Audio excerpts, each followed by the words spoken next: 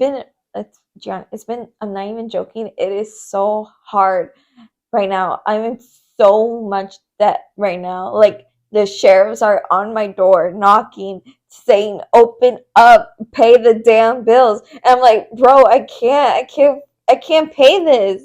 And they're just like, Welcome, "Okay." guys, to another episode of Book It Like It's Hot. This is episode 2, and for today's episode, we will be talking about The Inmate by Frieda Mcfadden. Yes. There will be a spoiler warning, so A lot of a spoiler lot of warning. spoilers to come. So we thought we'd give the warning at the beginning of the episode here. Tune off if you don't want to hear what we have to say about this book. A quick summary. The story revolves around a young nurse practitioner named Brooke Sullivan who returns to her childhood town of Raker with her 10-year-old son, Josh, following the death of her parents. Brooke takes a new job at a men's maximum security prison in which she has a personal connection to one of the inmates, Shane Nelson. Shane was Brooke's high school sweetheart and first love, and now he is in prison for several counts of murder. Ooh. All on behalf of Brooke's testimony. As she navigates her new job, Brooke eventually interacts with Shane, and as a result, she begins to uncover questions and truths from her past. Moving on to first impressions, I'm going to share some of mine. I thought it was a good page turner. I thought it was an appropriate book length. That is very important to me when I read books. Very good writing on Frieda's part. I really felt engaged, and I thought overall it was a book that was fairly easy to read. Thoughts? What are your thoughts, Melanie? Well, I agree. I was the one that introduced this book. You did. This is not my first Frieda Mcfadden book, but she is one of my favorite thriller books at the moment. I read The Housemaid, The Boyfriend. Oh, I'm in, actually not The Boyfriend, The Teacher. The Boyfriend's on the list of things to read. And this is also one of the books that I read and I really, really like. And I recommended this one to Gianni because it has a nurse practitioner. And if you don't know, he's on the path of being a nurse practitioner. So I was like, why not? Very, very fitting. Yeah, very Thank fitting. you. Thank you. But not only that, but like this has a lot of twists. I feel like the writer has a very like good way of like tricking you. You know, like you don't really see this coming. Yep. Like it's very good. It really keeps you on your toes. Like the way that she ends her chapters is like, wait, what? Yeah, it's like leaving you wanting more. Yeah, you're like, what do you mean? You know, and just it keeps you making reading. Like I finished this book in 3 days. It's one of my. It's like I said, it was a good book. It's my favorite. I will say, it didn't take me that long to read the entire book, but definitely a little bit longer than you. I'm a slow reader. It's okay. It's okay. I'm okay. It's okay. It's okay. I'm okay. Okay, Tate. Well, yeah. I will, like I said, it's easy to read, and that's why I think it was quick. It's just like the format is very easy. Like it's very like, you know, because sometimes some books when the font's too small, it's just like you know. Yeah, you like squinting in that. Yeah. Ooh. I feel like this is an appropriate size for me because I am a little blind. And so, like, this is a good book for me to read. I'm like, oh, okay, you know? Yeah, let's move on to plot overview and key moments. I wanted to highlight some aspects of the main plot and some memorable scenes. Honestly, the first thing that really came to my mind was the introduction of the book and how we got introduced to Brooke's character and her new job. Additionally, Brooke's connection to Shane Nelson, how they were high school sweethearts, and how that kind of spiraled into the main plots of the book. The web of secrets surrounding Brooke, not only with her friends, but also with her family. And the truth that we learn about everything and how it resolves. Sorry, go ahead. I think, well, I'm just going to say, I think Brooke is a little naive, as you could see, because, spoiler, like, I mean, like, not to jump all the way to the end, but like kind of, but like, so at first she was like very like scared of Shane or whatever. Right. But after some revelations, she soon took Shane under his wing when he got released, and what's it called? Let her in the home. Mm-hmm. You know. Yep. And I was just like, that's so dumb. That man was in jail for 10 years, and you're just gonna let him live in your home with your child, even though that's technically his child too. Right. You know, that's still a dangerous path. Very crazy. And even like what was shocking to me was that, you know, I remember when he went in the house or whatever, and then he was like, the son already had like a bad feeling. The son knew. Yeah, well, yeah, because like, you know, she was just like, why is like he kind of scared? Like he looked so uncomfortable to be around him or whatever. Mm-hmm. And then later on in the epilogue, when it was the son's point of view, yeah, Tim told the son, like, stay away from this man named Shane. If you see Shane around your mom, be worried. You know, yeah, and it ended up being the one murdering him. yeah. That's crazy. That was like a symbol to me that this truly is Shane's son. Yeah, like son, like father. Yeah, Yeah, like father, like son. exactly. Exactly. Just backwards. Yeah. I think she really did a good job at the end with the twist. Oh because yeah. I really didn't like you know, you're thinking like, oh, it's Shane, it's Tim. Like she really had you think at first like, no, it's Tim. Tim is the bad one. Tim is the bad one. Shane is the innocent one. And she's dumb as f for putting Shane in jail without like blah blah blah. Like the whole town knew. And then she's getting clues again that Shane is actually the one who tried to murder her. Yeah. And then out of nowhere, Margie comes in. That the revelation of that's Shane's mom. Yeah. All that unraveling, I was like, ooh. That was one of the first things I wanted to mention as twists and surprises that kind of stood out to me. Margie's true identity and the fact that, you know, she's a murderer herself. I mean, I guess really runs in that family. Yeah. Josh killing Shane in the epilogue stood out to me, like you mentioned earlier. Tim's innocence, because Margie and Shane really went to great lengths to make him look guilty. And of course, Shane's truth about really being a murderer. And he was in the wrong this whole time. And Brooke didn't see that, obviously, until the end. So, like you said, I do think Brooke is a little naive, to say the least. I also feel bad at the end for the parent, like her parents. Got killed in a car crash, right? Yeah, and that was due to Margie. But I also feel bad that this entire time she was the one. Like they were at the end, were the ones trying to protect her and the Right. son. But she Right. saw it as like, oh, they're embarrassed of me, all this stuff. Like I'm never gonna talk to them ever then. But at the end of the day, they were protecting her from Margie. From Margie. I guess in Brooke's defense, I could see like why she kind of lashed out the way she did. It's because her parents obviously couldn't tell her the truth. But that will be the only lifeline that I'll give her. Yeah. Moving on to character highlights.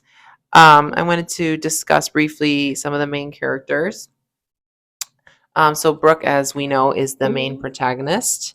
A lot of themes of trauma, you know, with her past really come to light. For Shane, I kind of titled him as very charismatic and mysterious, and he is the main villain here.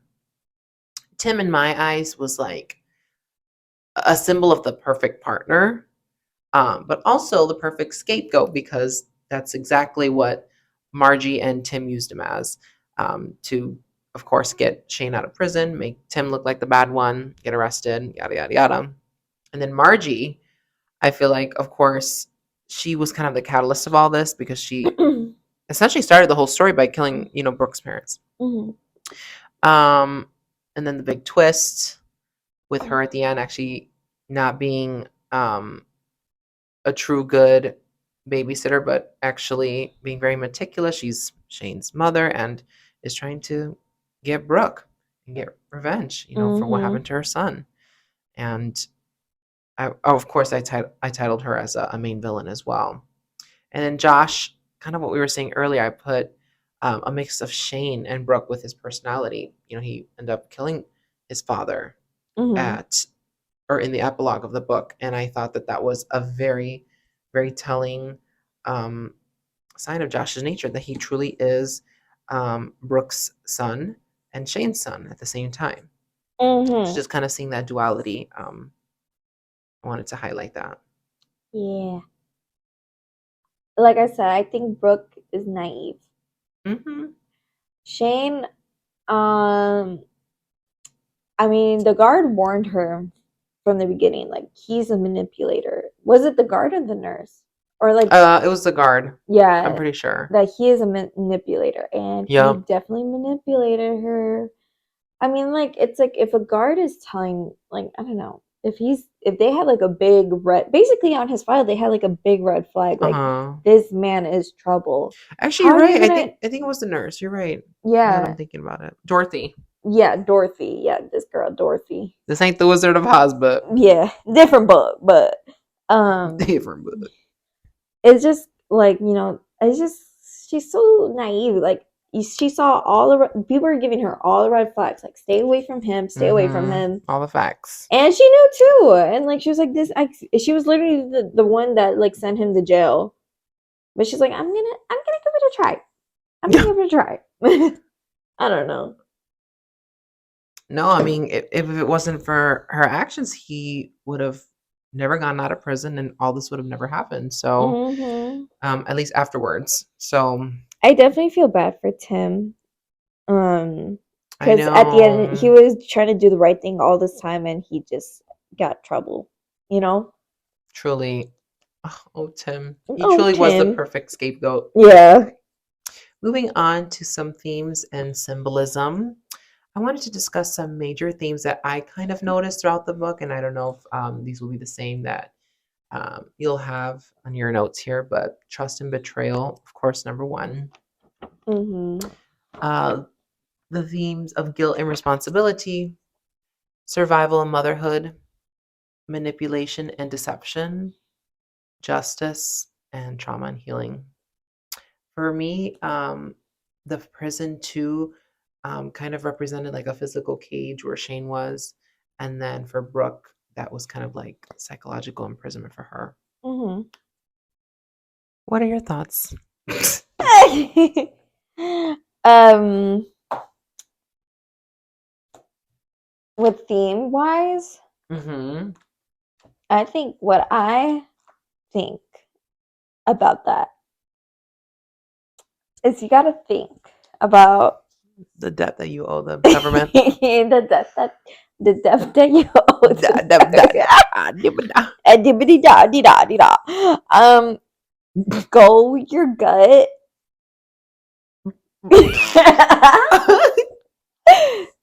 uh, go your gut. Don't be stupid. There you go. There you go. Thank you. That's right. Thank you. That was like pulling teeth. Yeah. Thank you. It's time for our closing thoughts and ratings. Um, out of 10, I actually gave this book an 8.5, which is pretty high in my book. I really thought the twists and turns overall was what increased my rating score. Originally, it was about a 7. So, Frida, the twists and turns really did something. So, Hmm. you keep up the good work. Yes. I think I would also give it an 8.5 Yeah. out of 10. Yeah. It was a good read. Yeah. A very good read. Tell me your thoughts on your rating. 8.5 because I really like the twists and turns. I will say compared to other twists and turns in her other books were more intense. This one's still like Okay. it's still like it was a good twist, but there was like teacher for example. Is that in The That Housemaid or is the huh? the book titled The Teacher? The teacher, Oh, yeah, I haven't read it yet. that book, that twist really got me. really got me. This one, like, you can anticipate, like, here, there, where, and there. Like, and I get it, like, the Margie did catch you by surprise. It did. You know what I mean? But, like, you kind of had an idea. I might have to read The Teacher then. Yes. Should that be our book for episode 3? We will see. Leave a comment down below. Leave a comment down below. Like, subscribe, and tell us that you love us to the moon and back. Thank you. Thank you. Oh, we wanted to introduce a new segment to this podcast. I know it's only episode 2, but why the heck not? Let's do some celebrity casting. Yes. So what I do for all my books, I don't know if other people do it. Before I read the books, I look at I read the back, and I kind of see ideas of who the main characters are. Mm-hmm. And so I like to do a little casting call, as I like to call it. So I search up people who I want to think are these characters while I'm reading this book, and it helps me really get into the stories more. If that makes sense. I see that. You know, it helps me get a visual, because I feel like I can't really go through the story if I don't have a person in my head already. You know, so I want to give the people who got this role. I'm gonna tell you that right now. So, dun, dun, dun, dun, drum roll, please. So for the role of Brooke, I gave it to Anne Hathaway, because I imagined Brooke as someone beautiful, like pretty, like naturally pretty, if that makes sense. Like nothing like not like a sex symbol, but like someone pretty, you know, very, like, you know, how do I explain it? Put together, modest in a way. You know, like that definitely screams Anne Hathaway to me. Exactly. Yeah. That's what I pictured. So I was like, who would be a good actress to play that part? And I thought Anne Hathaway. Next part, for Shane, I pictured Channing Tatum, because I pictured this man. So hear me out. So I pictured this man. So obviously he's in jail for 10 years. He's going to look a little more, how do I say? Scruffy? Yeah, exactly. Rugged. There you go. He's going to look more rugged. Even though Anne Hathaway gives the clean look, I imagine Shane still kind of rugged. So I imagine him like with a buzz cut, some tattoos around, not a lot, like, you know, kind of like jail tattoos and all that. And I also imagine him with like an ear piercing, if that makes sense. Yeah. So, and I was just like, who would like play that? And I feel like Channing Tatum kind of could give that look a lot, like the very rugged, like, you know, he knows a thing or two about the streets a lot. You know what I mean? And he's in Magic Mike. Exactly. And he's in Magic Mike. So I was like, okay, that's perfect. Okay. So we gave him that part. And then for Tim, I don't know this actor's name. I was looking for his name. I cannot find him. He's in a lot of like 2000s like chick flicks. Maybe you guys can help us out. Yeah, he's in a lot of that 2000s chick flicks. He you know what? Oh, I know that's bothering you. I told him I'm not going to sleep until I know where this man is from. I don't know who this man is. I don't know. I will not sleep till I know who he is. Quoting Keke Palmer. I know who this man is. I wouldn't know a thing. I feel like, what is that?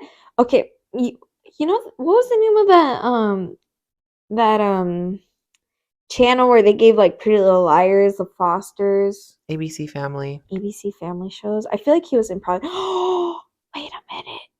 Did you just realize who it is? Wait, Teenage. Is it Teen Wolf? No.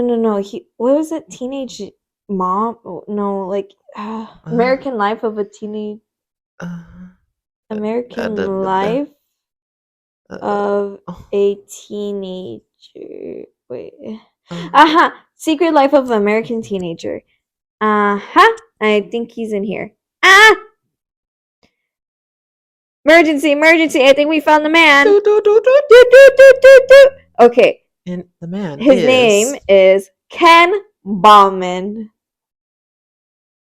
Oh, yes! That's perfect. Ken Bauman. That's him. That's how I know. All right, guys. Live. We found him. We found this man live. Ken Bauman? Bauman. I mean, that's how it's pronounced. I can't say I know him, but he definitely looks like he would be a Tim. Yeah, he definitely gave me Tim vibes. So he is Tim from the Inmate. Yes. I knew it, and it was tickling my head. I'm like, he was in a 2000 something. And there you go. Found it. I'm so proud of you. Thank you. Thank you. So yeah, those were the people in the three. Margie, I kind of imagine just like a sweet old little lady. So it kind of made me laugh when she came out as the villain. Because imagine this old little lady with the gun. Like, Yeah. put your hands up. Put your hands up, Brooke. Boom, boom, boom, boom. Well, thank you guys for spending your 20 minutes with us. Mhm. This wraps up episode 2, and episode 3 will be out before you know it. So thanks for all your love and support on our spinoff podcast. And we hope you've enjoyed this episode. Thank you. Thank you so much, and we will see you next time. Bye-bye. Have a lovely day and happy 2025. Bye.